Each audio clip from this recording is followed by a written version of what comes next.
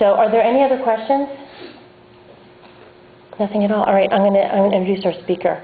And I've been asked just to introduce him as Jim. So thank you. Wow. I think I met some of you back in the mid-90s because I was offered the opportunity to share my story with the OR group back then. Of course, you didn't have this. This was a flat room floor. Everybody was sitting there, and I was standing up, and I was trying to figure, what do I say to you? And I finally realized two things. One, it was really great to look down on you for a change. And second, I realized that in the medical field, no matter what you do, you're seeing just a slice of a patient's life. And the OR team probably never sees a patient standing up. And I thought, wow. You know, and so then I theorized what they see, and you prepare somebody, so you may see them talking and moving and stuff, but by the time they go in the OR, they're probably under anesthesia. And so they're not talking, they're not reacting, and so they do their work, and out they come the other end. The only time they ever see that patient again is something went wrong, and they come back in. You don't see the success side of it. And so it's really an honor to come out and share with you those two words. And I really, from the depth of my heart, say this. Thank you for what you do. You have no idea what it means. I mean, I go back to the early 90s. I was just about 50 years old, and life was good, raising 3 teenagers, not a challenge in life, loved what I was doing, and found myself waking up in the middle of the night, anxious. No pain, no shortness of breath, just anxious. And so I went to see my doctor, my family doctor, Dr. Mark Reel, maybe you know him, great doctor, a real doctor, how about that? And, you know, give me a sleeping pill, I'll get better. He was a good doctor, asked questions. What's happened recently? Nothing, really. Did you have a cold or virus or anything? Oh, yeah, I had a cold a couple weeks ago, but it's gone, you know. He said, I think we need to send you over to Phoenixville Hospital and have your heart checked out. Exactly. My reaction, like, what? But hey, when a real doctor tells you to do it, you do it. And so I went over there, they checked out the heart, and they said, Mr. Gleason, you had a virus. The virus attacked muscle, it attacked your heart. You've got 37% of your heart function left. Now, I come out of a mathematics background. I used to be a math teacher, so what do I know? 100%, 37%, oh my God, a third. You know better. I didn't know that at the time. And so they said, we've got 3 options for you. We're going to put you on medication. Maybe the heart will heal itself over time. If it doesn't, you do well on medication, peak on that. If not, you have to consider a heart transplant. This was 1992. We didn't see on Oprah and all these stories of the success of transplantation. We put another person's organ in another body. Ooh, we didn't talk about that. It wasn't in the papers. And so I looked at them. I looked at behind me. Who are they talking to? Heart transplant? Hey, I choose option A. Give me the pills. I'm going to get better. I'm out of here. And so I did get out of there. Continued working. Found myself getting very old. I mean, I was only 50 years old, but you go back 20 years ago, and that felt old. And I found myself getting very old. I mean, going to work in the morning with my bag. I was out of shape. Too much weight, of course. And I would put my bag down to catch my breath. And finally, you know, get in the building, up the stairs, and I'd wait before I opened that door. I didn't want people to see how out of shape I was. And I would be working at the desk, and one day, all of a sudden, I couldn't focus on what was going on. I mean, I had paperwork there, and as I looked at it, my mind wouldn't concentrate on it. And I stopped just trying, what's going on here? And as I often describe it, especially to medical students, it was like when you're swimming and you get a mouthful of water and you choke it up, but there's that little bit left, you know what I mean? And everyone said, huh? And I said, that's what it felt like. And so I picked up the phone and I called Dr. Magnus, my cardiologist over there at Phoenixville Hospital, and I described that to her. She says, can you come here right now? When your cardiologist says, can you come right now, there's only one answer, I'm on my way. Did some more tests, and this was 2 years after the first diagnosis. And the system of, you know, a family doctor referring to a cardiologist in the program, all part of the whole University of Pennsylvania system, really worked. And so more tests, and they came back and said, your heart function is down to 17%. It's time. You need to cease employment and go down and see the experts. And so I found myself over talking to the heart transplant team. Came down just to find out what this was about. I mean, what did I know? Christian Bernard. He either was a patient or doctor, I didn't know. You know, had or did a heart transplant. Died shortly thereafter, probably $1 million in debt, and I was about to do that. Well, in the course of the conversation, I learned several things. One, and they said, Mr. Gleason, you've got less than 2 years to live. Okay. You know what? That wasn't so scary. I figured out already. You know, if you're born, you're going to die. Hey, I wasn't looking forward to it right then. But at the same time, it wasn't scary. But they continued that sentence. For those 2 years, you're going to be sitting in a chair. And to get over to the dinner table, somebody has to help you across the room. You know what? That was scary. Being able to do whatever I felt like doing was good. But being handicapped the rest of my life? Wow. Then they went on to educate us in terms of heart transplant. Success rate at that time, we're talking about 1994 now, was at the end of the first year, something like 89% are still alive. Wow. After 3 years, 79% are still alive. Compared to 2 years forecast, that wasn't too bad. And so what became an education became a decision point. And I found myself saying, yeah, I want to live. Now, a social worker explains, Mr. Gleason, this is not a black and white decision. This is gray. We don't know what your quality of life is going to be. Hey, I'm an optimist. Give me a chance. I'll make that part happen. And so we said, yes, I ended up over at hospital, Pennsylvania here, waiting for a heart transplant. In those days, if you were waiting for a heart transplant, you were in the room and you were waiting. What were you waiting for? Either to die or for somebody else to die, as Amy just said, in just the right circumstances, you know, like 1%, and to say yes to organ donation, that's half of that. And so we waited. John, Ron, and I, there were only 3 there waiting at the time. We called ourselves the 3 heartbeats, bodies eagerly awaiting transplant surgery. Okay? And the days passed, and we helped each other keep moving around and hopeful. 5 weeks into that, I can remember Dr. Lowe coming in with his team, and when you're on the heparin drip and everything, the heart is strengthened and you feel pretty good. You feel kind of guilty, you know, sitting there on vacation while everybody else is working. But after about 5 weeks, I came in one day and I really felt punk. I said, you know, I feel like a patient for the first time. And they said, well, told the nurse up the drip, and away they went. Next day they came in, how are you feeling? The same way. Did the same thing. After I left the second time, I was sitting in the chair thinking to myself, wait a minute. I know what's going on. They've got this up as high as they can. There's nothing else they can do because this was the month before they approved the first ventricular assist device. So there was no other option. And so when they came in the third day, I said, Doc, let me see if I figure this out. You've done everything you can do. The drip's as high as it is, and this heart's really failing now. And you have no other options. He said, you're right. I say, I'm not giving up, but please tell the team thank you for everything they've done. And I accepted the fact that maybe I wasn't going to be here tomorrow. When I went to bed that night, totally relaxed, okay? I'd asked him, I said, where am I on the transplant list? I thought there was a list. There's no list. It's a database. And when an organ is offered and they run a query against that database, then the list is generated. So the list exists only during when a gift is available. He answered me. He said, you're number 3 on the list. And there's been no movement in the past 3 weeks. I figured out later he can access that database and put a query, and he sort of knows where you fit. So I guess he's planning his weekend, okay? And so lo and behold, with that news, I went to sleep that night just like a baby. Hey, did I say my prayers? Yeah. Our Father, thy will be done takes on added meaning when you're at that stage. But I did. Went to sleep. Next morning, one of those nurses came in early, much too early. What's the 5:30 checking Bible? And she said, Mr. Gleason, we have a phone call for you out at the nurse's station. There's a phone right there, but they're not turned on that early in the morning. So with IV pole and toe and slippers, I went out to take the call. It was Heather, my transplant coordinator nurse, with those famous words, Mr. Gleason, I think we have a heart for you. Wow. It's been almost 19 years. Now, let me tell you something. Every time I go back and visit that memory, it goes from the toes right up to here. And so I said, thank you. I said, thank you.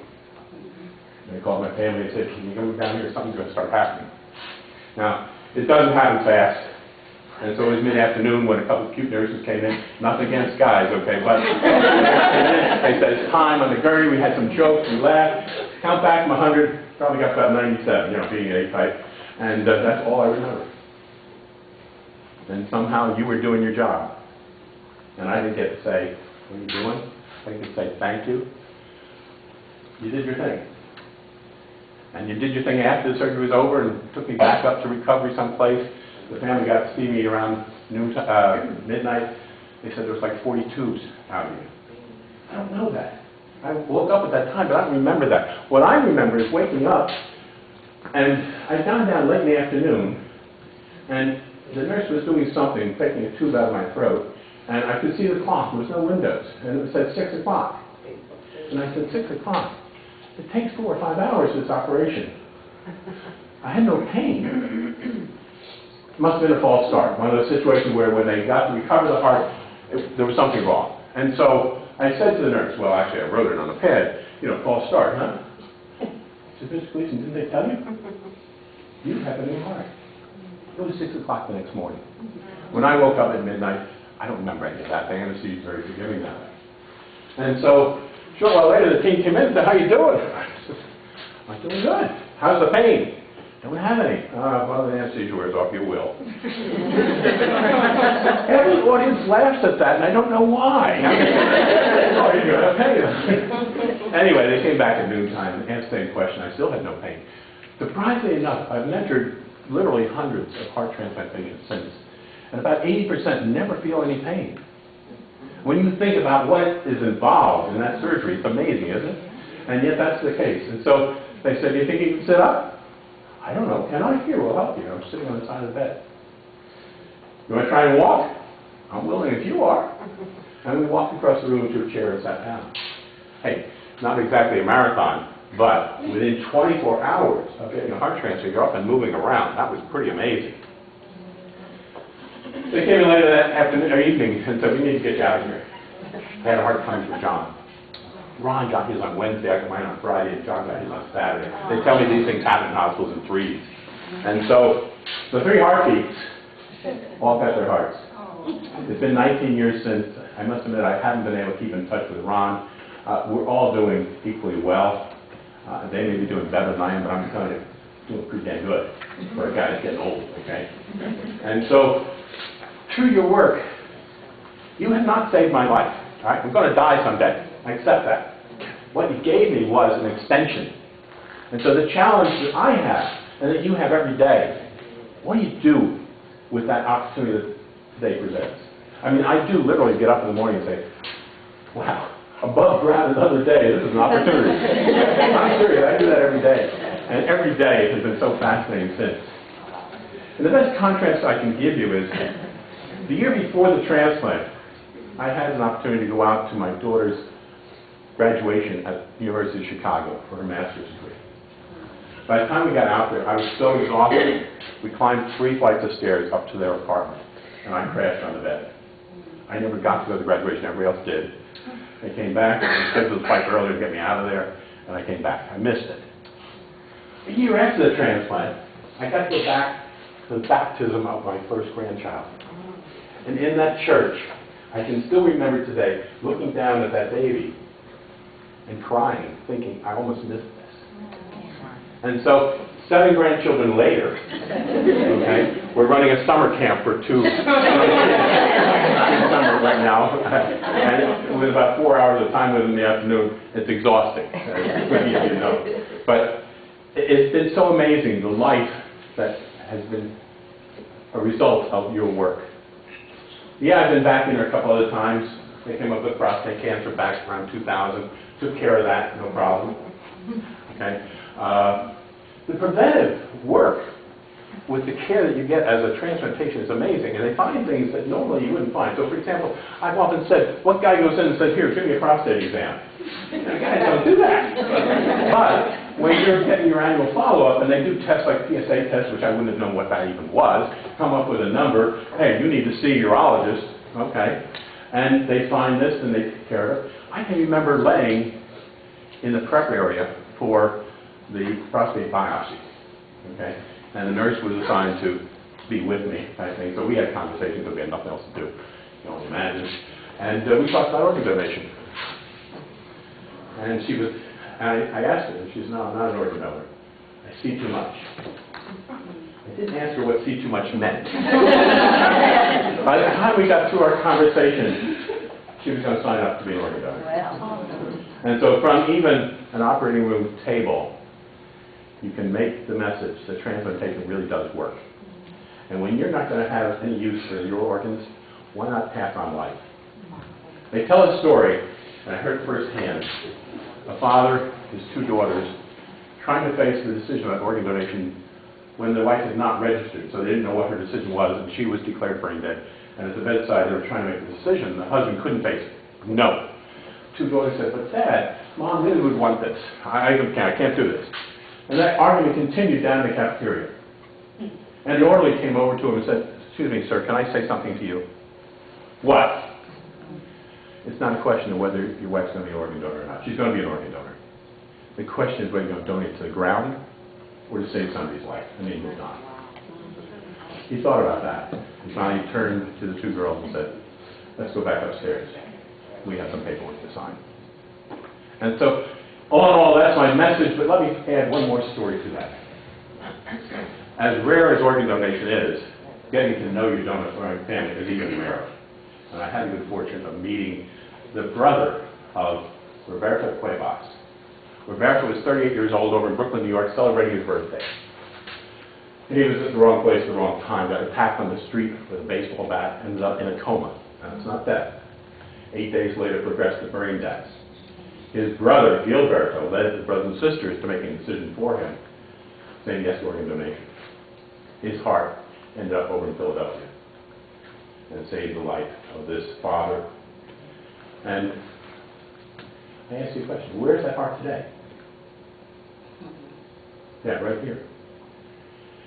Roberto was dead. Was his heart dead? I don't know medically it makes any sense to say an organ is dead or alive, but I'll tell you this. If it was dead, I wouldn't be here sharing this story, would I? And so, a year ago, I was here for some kidney surgery because following up on the prostate, the numbers started going again, and Dr. Vaughn said, "You know, we need to do a CAT scan of you." Hey, okay, trust me, he got me through the first time. They found something growing in one of the kidneys. So Dr. Guzzo and his team went in. They were able to save that kidney. They took 2/3 of it out. You did a great job. Fantastic. I had no fear going through the whole process. It was amazing. And so today, no symptoms. If I had not had that, advance warning, if you will, who knows what would have happened. And so here I am today, living life to the fullest. Married a donor mom who lost her 13-year-old son, Christopher, in a car, hit him on the bike. He was an organ donor. We got to meet, we got to be friends. And so today, we live life together. And as husband and wife, with 7 grandchildren, I leave from here to talk to the cardiac nurses and then go home to our summer camp this afternoon. Much rather be And so after the transplant in '94, I went back to work 3 months later. Full career before I retired in 2005, and now I work full-time as a volunteer for organizations like the Gift of Life Donor Program and also UNOS. So I just got back from Richmond at the board meeting down there. I'm a member of the board and just got elected to the executive committee of that board. And so making decisions, paying forward for the work that you did that made that 2-year forecast and now 19 years of full life. And hey, I'm going to die someday, but meanwhile, damn, love to have another day. I hope you have the same opportunity and you can take advantage like I am too. And thank you for what you do. It really does work. It makes a big difference in family lives every day. Thank you. Any patient would love you here saying that to you. They're asleep when you see them. Take my word for them, okay? Thank you very much.